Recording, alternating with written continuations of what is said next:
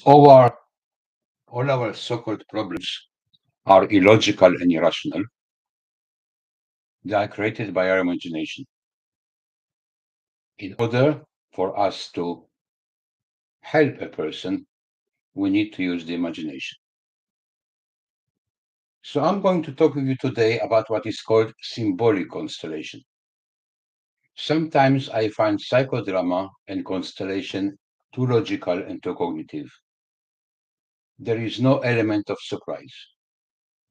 By combining ancient traditions, working with animal spirits, an in-depth approach to psychology, we're going to create a method that is called constellation with symbols. We're going to ask the participants to choose different symbols or different animals that will symbolize something in their life, put them in different places according to where they stand and where they are in life, and assign to each spirit animal or to each symbol a quality. And by that time, we're going to have a gestalt dialogue with each one of those symbols and spirit animals.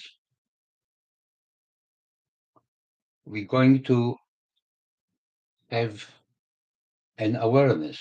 We're going to develop an awareness why we have chosen those symbols and animals. And the question is, have we really chosen symbols and spirit animals? Or maybe those spirit animals and symbols have chosen us.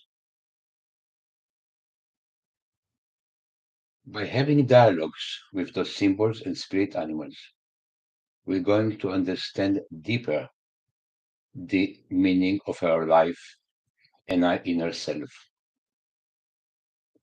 But our inner self is a result of where we came from. It's a result of our prenatal uh, life, because let's remember one thing, that life does not begin at birth. Life begins at conception.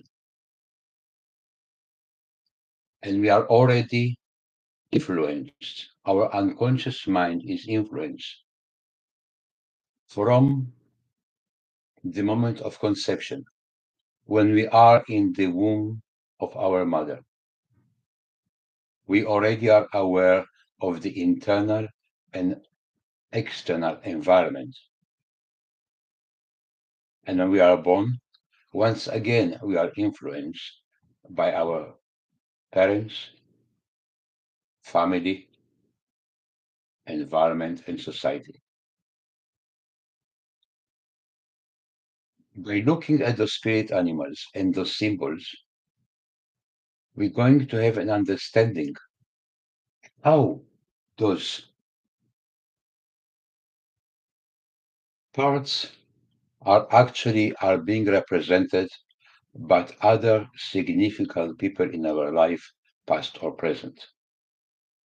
By being able to access those external influences on our personality, at that moment, we'll be able to actually have a deeper awareness of our real, true, authentic self. Because when we're trying to be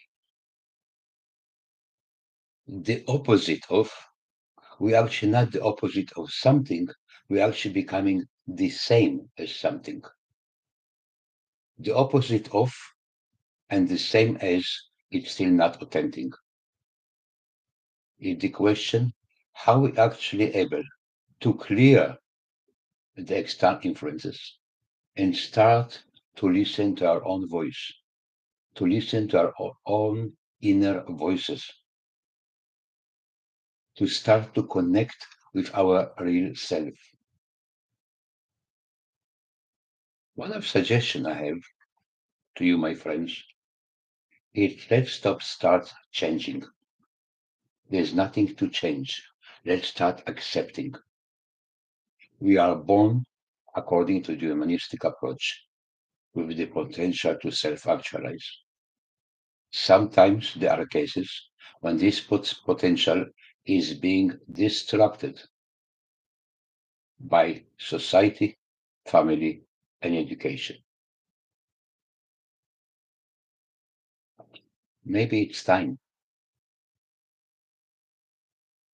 to start to accept who we really are and not try to convert to something we are not.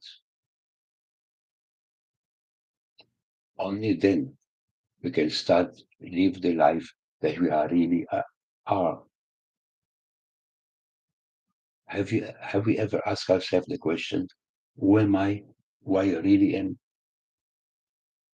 So I'm inviting you to try this new approach that is bypassing the cognitive critical mind and looking into ourselves, into our own beings, listening to our own voices, and through that start to make the real decisions in our life, decisions that are actually fed only by our inner selves. Thank you very much.